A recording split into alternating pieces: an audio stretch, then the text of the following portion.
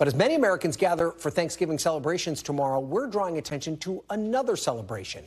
November is Native American Heritage Month. That's when the U.S. honors the rich history and the many contributions of Native American tribes across the country. For more on Native American Heritage Month, I'm joined now by the Cherokee Nation Principal Chief, Chuck Hoskin, Jr. Chief, thank you for being here. Of course, as we mentioned, it is Native American Heritage Month. And what can people around the country do to honor this month and not just pay lip service to it as they celebrate Thanksgiving this week? Well, thanks for having me on and covering Native American Heritage Month. I think what Americans can do is spend some time really educating themselves. And look, as a country, collectively, we've got our work cut out for us in terms of deepening our knowledge of tribes in this country. We have to remember tribes were here before anyone ever heard of the United States. We were exercising the rights handed to us by the Creator to govern ourselves as free people. I think exploring that, and it's something moms and dads can do with kids. There's a lot of resources out there, including Cherokee Nation's own website, but a great deal of other resources where you can start thinking and talking, I think in particular to the generation coming up, about the history of this country, about the eras of suppression and oppression, about the great atrocities visited upon tribal people. But I think just as important about the great progress that tribes are making. I mean, think about the Cherokee Nation. I think we're one of the most progressive and dynamic governments in the country. I think we're leading in a lot of ways that a lot of Americans would come and see what we do and say, this is what we want from our government, all while maintaining our culture and heritage. So I think there's a great deal to learn in this country. I think education is the key, though. Well, expand on that a little bit. What are some initiatives that are most helpful to honoring and preserving the Cherokee heritage specifically?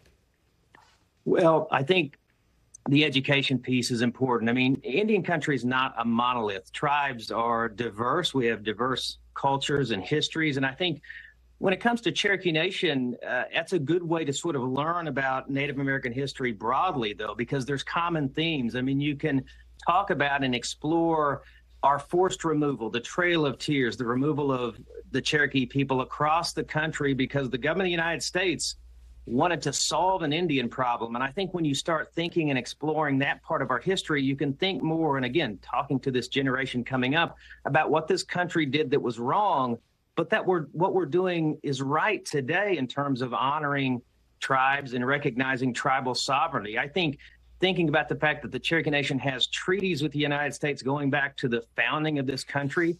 And one way to explore treaties is to think about the Cherokee Nation's right to a delegate to Congress. I mean, think about that. A nearly 200-year-old treaty gives us a right to a delegate in the House of Representatives.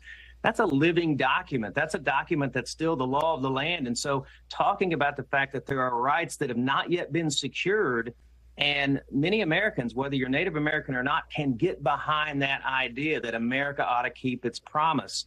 And then we have a beautiful culture. We have a wonderful language that had been endangered, but people can explore how the Cherokee Nation is revitalizing its language. There's a lot to learn across all of Indian country on a lot of those subjects. And you mentioned your representative in Congress.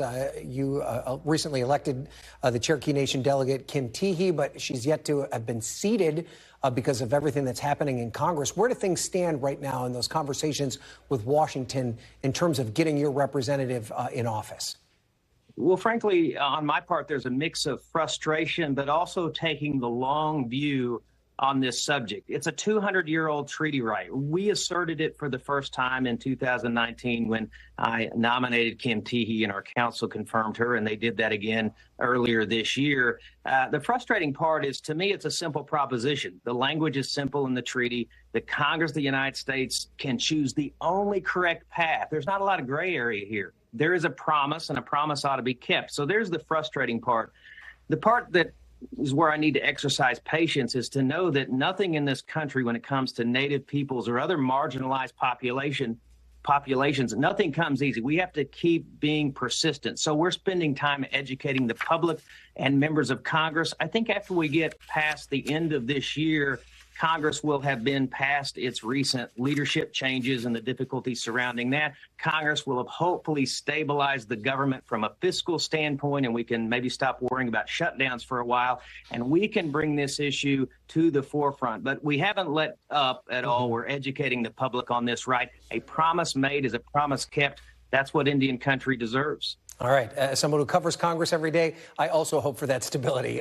Cherokee Nation Principal Chief Chuck Hoskin Jr., thank you so much for being here. Have a very happy Thanksgiving. Thanks for watching. Stay updated about breaking news and top stories on the NBC News app or follow us on social media.